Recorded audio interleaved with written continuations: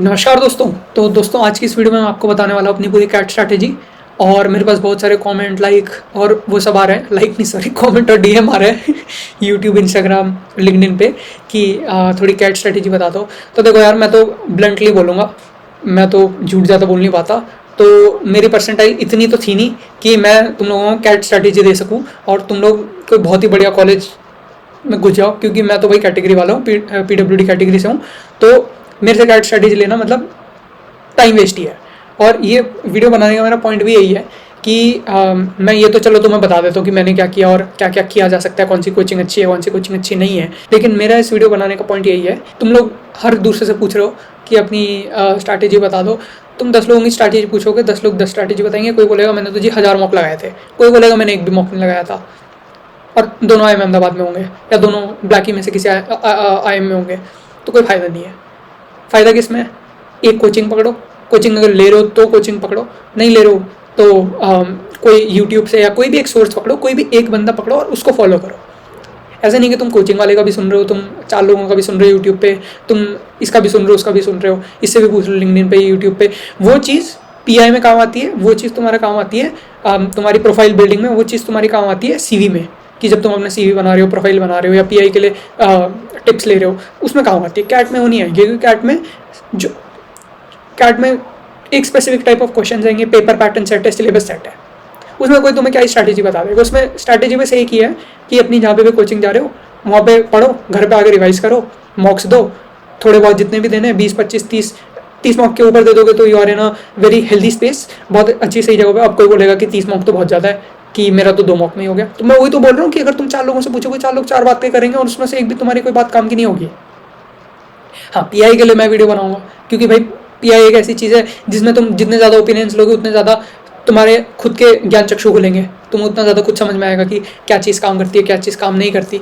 लेकिन ये जो कैट स्ट्रैटेजी है ना, ये ना धंधा है मतलब मैं quite frankly I am telling you, ये तुम किसी से पूछ लोगे सबकी अलग होगी और तुम्हारे लिए वो काम करेगा जो तुम्हारे लिए काम करता है। अब हो सकता है फॉर एग्जाम्पल नोट मेकिंग एक हैबिट होती है, ठीक है, पढ़ाई में कुछ लोगों के लिए काम करती है, कुछ लोग नहीं करती। अब फॉर एग्जांपल मैं नोट मेकिंग करके पढ़ाई करता हूँ, मेरे को कुछ भी पढ़ना है, मैं ऐसा बंदा हूँ कि अगर मैं बुक में से भी पढ़ रहा हूँ तो मैं बुक में से पढ़ूंगा फिर उसको कॉपी में लिखूंगा। ये आदत है मेरी। अब मेरी आदत है 9वीं से पढ़ रखी है, 8वीं 9वीं से, अब मेरे को आदत है। कोई बंदा ऐसा होगा जो एक ही बार रीडिंग मार के सब कुछ याद कर लेगा, समझ लेगा, पर मुझे नोट करना पड़ेगा, मुझे अंडरलाइन करना पड़ेगा, मुझे वो ब्रैकेट लगाने पड़ेंगे किताब में, उसके बिना मेरे को समझ में आएगा। और मुझे कोचिंग चाहिए, जब तक मेरे को कोई टीचर पढ़ाएगा नहीं तब तक मेरे को समझ में नहीं आएगा। कोई बोलेगा कि नहीं भाई मैं तो सेल्फ स्टडी में निकाल लिया, वो भी 1 महीना सेल्फ स्टडी करके, ऐसे भी लोग होते हैं।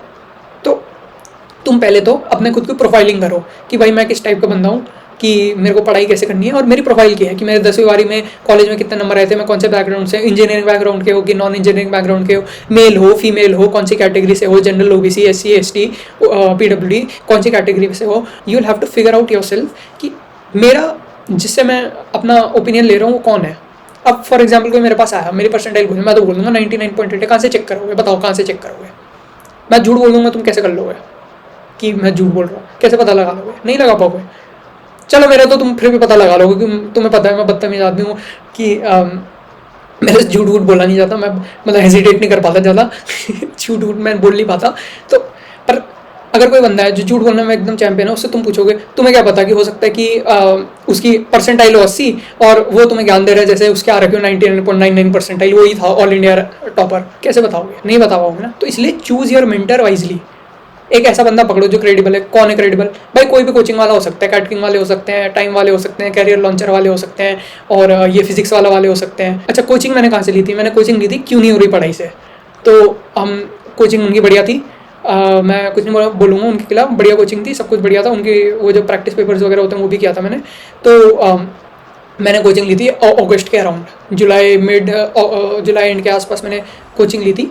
और मैंने कोचिंग पूरी देखी भी नहीं थी to be honest I would say, पर मैं प्रैक्टिस करता था बढ़िया। मैंने वो 30 ईयर्स वाली बुक आती है, उसमें से 2017 के बाद के पेपर भी किए थे। 2017 में शायद IIM लखनऊ ने पेपर सेट किया था, लास्ट ईयर भी IIM लखनऊ ने पेपर सेट किया था, इसलिए मैंने सोचा कि ओहो IIM लखनऊ कॉपी जो कि हुआ नहीं ठुकाई होगी बहुत ज़्यादा। और this brings me to my next point. भाई तुम कितनी भी प्रैक्टिस कर लो, अगर उस दिन तुम्हारा दिन खराब हुआ ना, लक खराब हुआ, भाई मैं तो बता रहा हूँ, मैं बहुत प्रैक्टिस करके गया था और मेरा सबसे स्ट्रॉन्ग परसूट कॉन्ट ही था।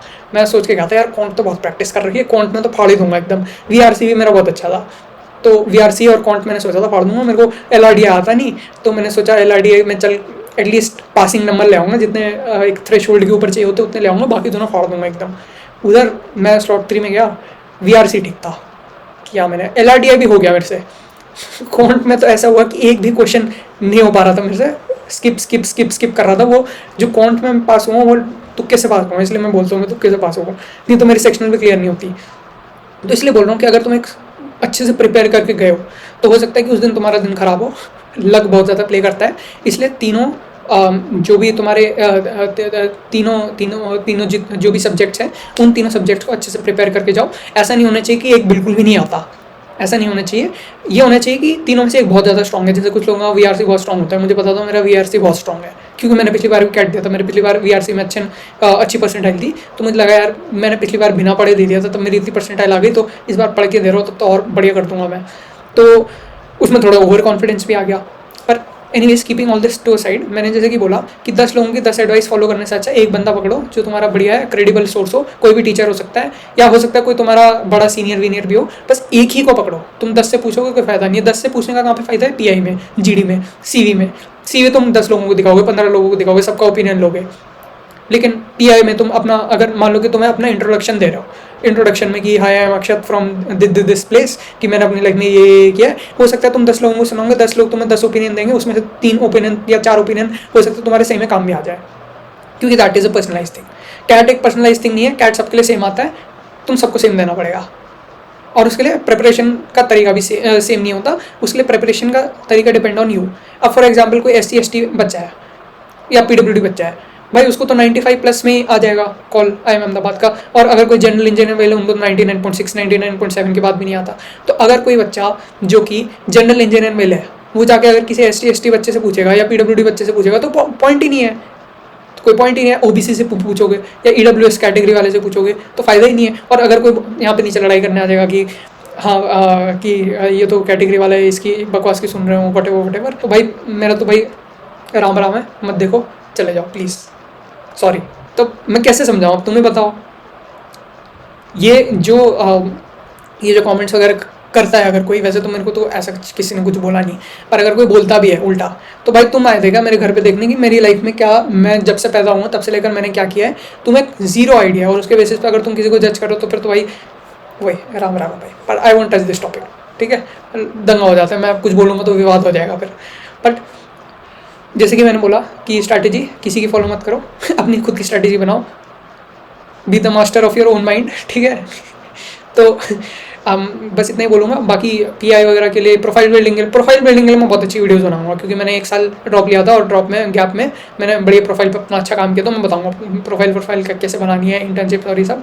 और जो मेरा नॉर्मल कंटेंट है वो तो मैं डालते ही रहूँगा ऑब्वियसली। ये तो ऐसे साइड बिजनेस है जिससे मेरे को व्यूज़ आएंगे, जिससे मेरे को इंप्रेशन आएंगे, जिससे मेरा धंधा चलेगा, थोड़ा चैनल बढ़ेगा। और जो मैं कोर काम करता हूँ वो तो मैं करता रहूँगा एजुकेशन का, ठीक है। बात समझ आई तो like share comment and follow. Thank you for watching. जय हिंद, वंदे मातरम, wish you happy married life.